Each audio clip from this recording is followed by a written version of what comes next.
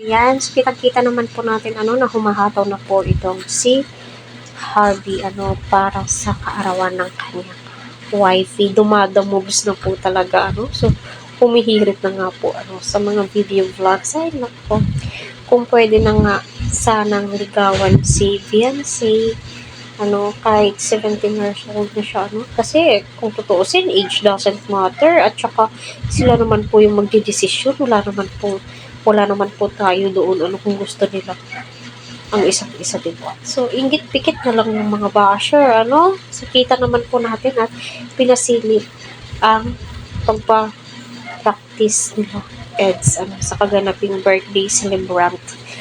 So, abang-abang po tayo sa malamang, in grande, okay na din po yung simple lang. Pero alam naman po natin, malayo pa lang po yung birthday ni Beyonce ay pinaghahandaan na po ng kanyang mga sponsors, di ba? Kaya super blessed po talaga si Beyonce and so many ways po talaga. Pero stay the same po si Beyonce, hindi po siya nagbago, hindi po lumaki yung ulo niya, kaya grabe yung biyayang natatamasa po niya, and especially ang kanyang mga pamilya. Kaya patuloy po natin suportahan si Kalingap Rampival at ang buong team Kalingap.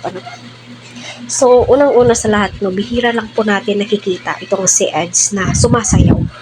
Puwera na lamang po kapag ribbon cutting, kasi lahat po yan sila ay magsasayaw.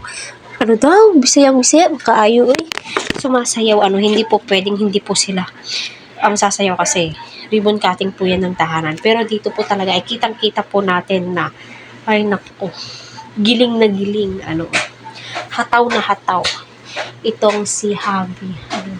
Pinaghahandaan po talaga. At in fairness, kita naman po nating lahat.